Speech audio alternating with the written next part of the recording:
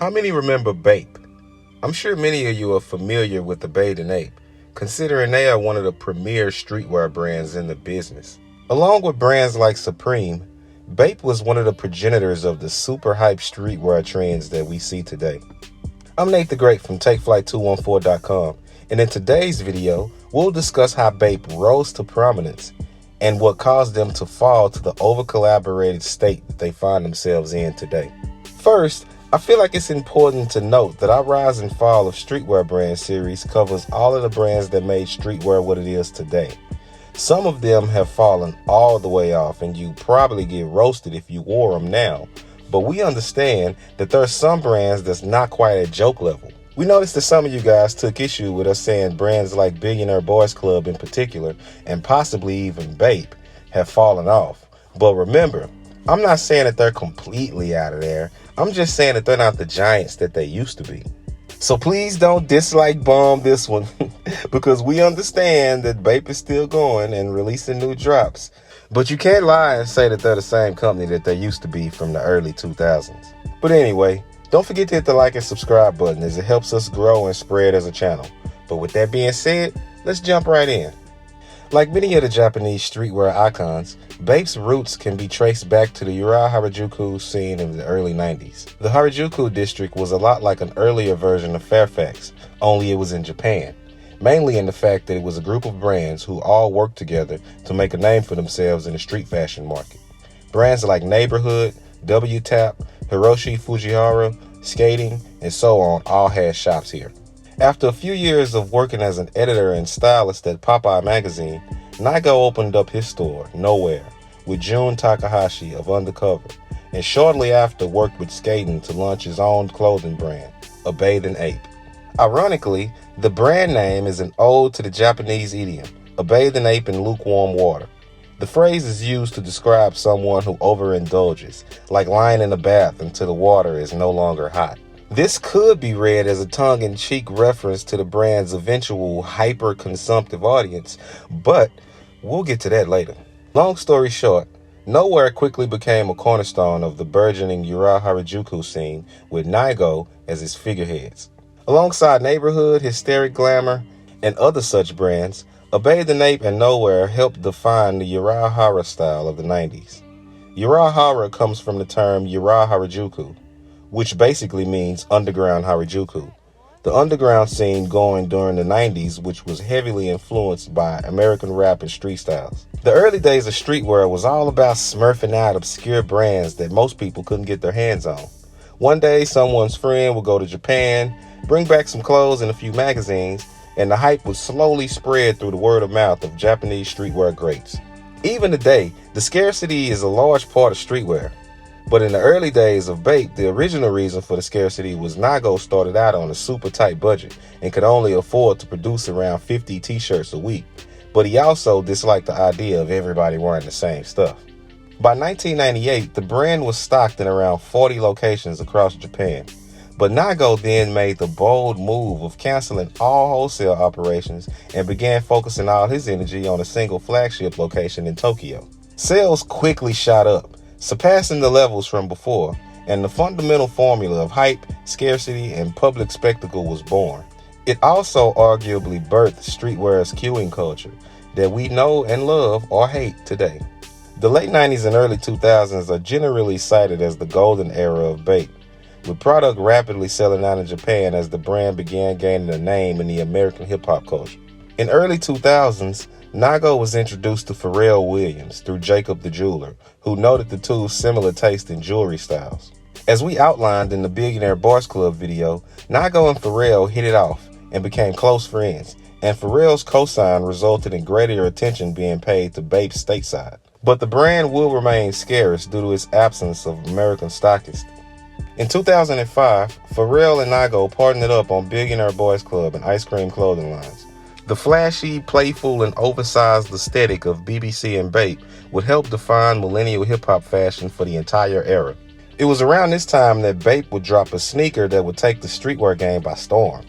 The Bapester, despite being nothing more than an Air Force One ripoff, was one of the most iconic silhouettes in the early 2000s. Kanye West designed his own pair in the Proto Yeezy days, And in 2007, the notorious video for Soulja Boy's Crank That was released, featuring Bapesters heavily.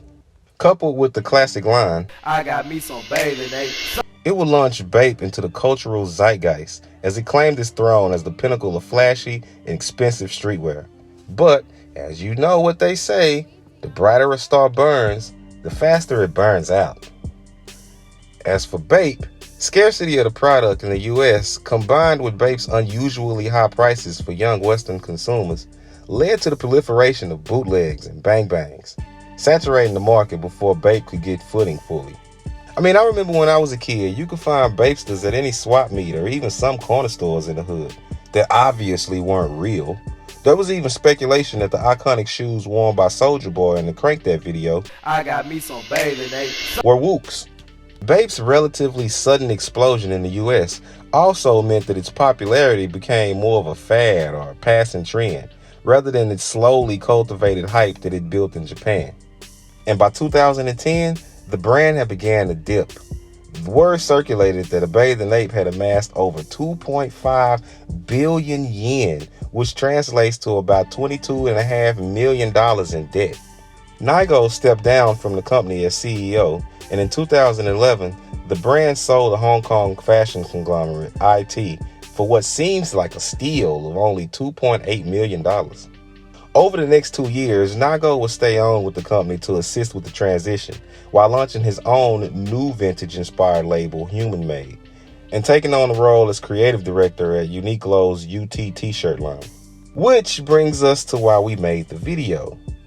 In the years since, Bape has done anything but disappear. The brand's new owners has seen it rented out to anyone requesting for countless collabs. The culmination of absurdity probably came with the Bape by Coach collab. This partnership simply has no reason to exist whatsoever. It's a shameless cash grab that lays bare the lack of soul that the brand has suffered since Nigo's departure. In today's market, collabs no longer really need rhyme or reason to exist. They simply release things on the strength of, hey, you know this brand, right? And this one? So surely you'll buy this thing here if we mash them up, right? And the new owners of Bape has fallen into this trend balls deep. Bape and Coach has absolutely nothing in common besides consumerism. If there's a story here, it's how Bape has gone off the rails, and brands like Coach will pander to non-native audiences if they believe there's money to be made from it. That's not to say that Bape didn't collab with brands in the good old days of Nigo's leadership, but when you look at the brands he worked with, they all made sense at least. Like-minded brands such as Supreme and G-Shock, or people like Kanye West and Pharrell and graffiti legends from Futura and Stash, all made sense. Even when Nigo strayed from those obvious ties, it still made sense. Partnering with Pepsi provided an enormous platform for a brand that wasn't as well known at the time, while Marvel, DC Comics, and Star Wars tapped into the nerd culture.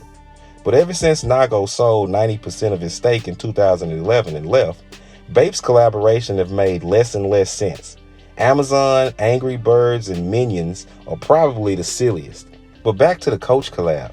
I guess the Supreme by Louis Vuitton work inspired the guys at Bape to try their hand at it too, because Coach wasn't the first luxury brand that they would work with. Prior to that, they worked with MCM on a gaudy collection that plastered each other's logos patterns all together. Part of the reason that collabs like this is stupid is because Bape doesn't need these brands for clout. If anything, Coach and MCM needs Bape to introduce them to a younger crowd. The uneven relationship only serves to undermine what was once an untouchable brand. Today, as we said, Bape is still around and churning out tons of collabs. But some say the quality has not been the same since Nigo left. And my guess will probably be because, like Billionaire Boys Club, once Bape sold off, the new guys wanted to reduce the overhead costs by moving the manufacturing from Japan to other places that didn't have the same quality standards. But despite where they are now, Bape is still a streetwear icon, and their past achievements can never be erased. But what do you think? Do you still rock Bape? Let us know in the comment section. Also, as I said, I'm not saying Bape is all the way out of there. So if you're still a fan, then let us know why and how long you've been down with the company. And if you made it this far, I'm assuming you liked the video. And if you did, then please hit the like and subscribe button as it helps us grow as a channel. It's a small act for you, but a huge favor for us. And if you want to be notified every time we drop a new entry to our Rise and Fall of a Streetwear brand series, then hit the subscribe button and the notification bell, and you'll be dinged to remind you every time we drop a new episode. But with that being said, I'm Nate the Great from TakeFlight214.com signing out. Until next time, peace.